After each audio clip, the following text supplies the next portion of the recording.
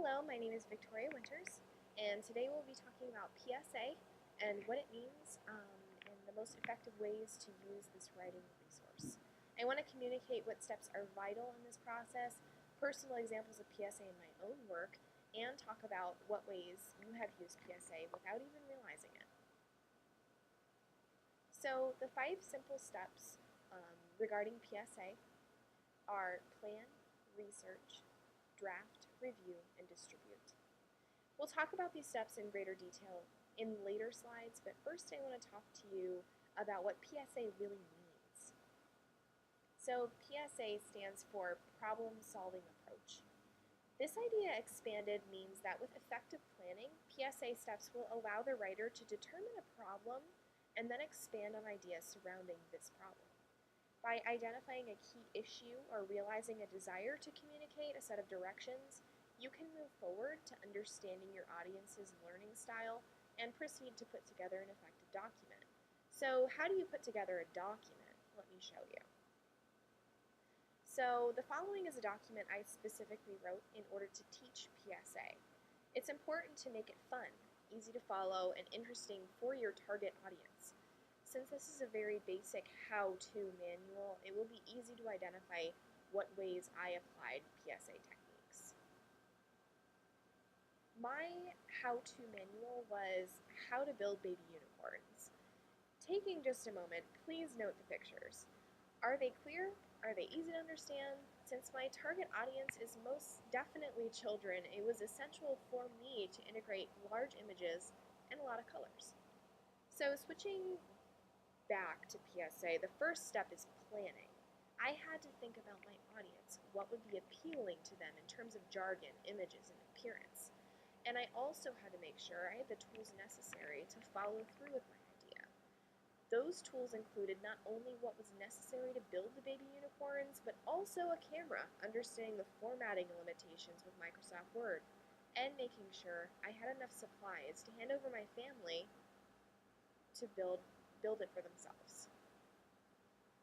As I mentioned in the previous slide, when I was planning, I knew I needed to perform research in order to understand my audience. Since I was targeting children, I needed to perform research in the textbook assigned to us for the class, as well as Google some images for how-tos for kids. I needed to then look up warning labels and make sure I was keeping in mind that in order to build baby unicorns, you need scissors. So they're sharp. You basically have to have those warning labels available to show parents, hey, there's sharp objects or there's small objects.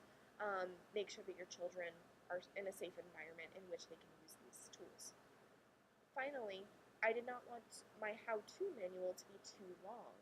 I have a limited amount of time before those directions are thrown in the trash mid-craft, scribbled on, or worse. So I kept it to 2 pages, and I think my audience would appreciate that. Diving behind the scenes really quick. I know everyone gripes about submitting drafts. Many people would like to just turn in the first thing they come up with and forget about it. However, in order to communicate exactly what you mean, it is so important to have at least a few drafts, so you can throw it down on paper and walk away for a few hours. My personal approach to draft deadlines, either in the workplace or at school, is to literally throw my ideas down on paper. I don't worry about images or making it look pretty. I don't fuss over spelling or grammar because I know I'm a 3-draft kind of girl. If I try to write a final paper from the get-go, I panic. I don't like being stressed out. Being stressed out makes us drink more coffee and not sleep. I really love sleep, so 3 drafts it is, and I encourage you to do the same. Review, review, review. Now, since you have done 3 rough drafts, you have the opportunity for a review process. This is when you hand your final rough draft to a peer, coworker, family member, or anybody, and ask them for your feedback. Why? So they can catch those pesky errors that you forgot about or don't actually care about. It can be scary, but just give it a shot. You may be happy that you did, and honestly, having someone review my work creates less work for me and more work for them.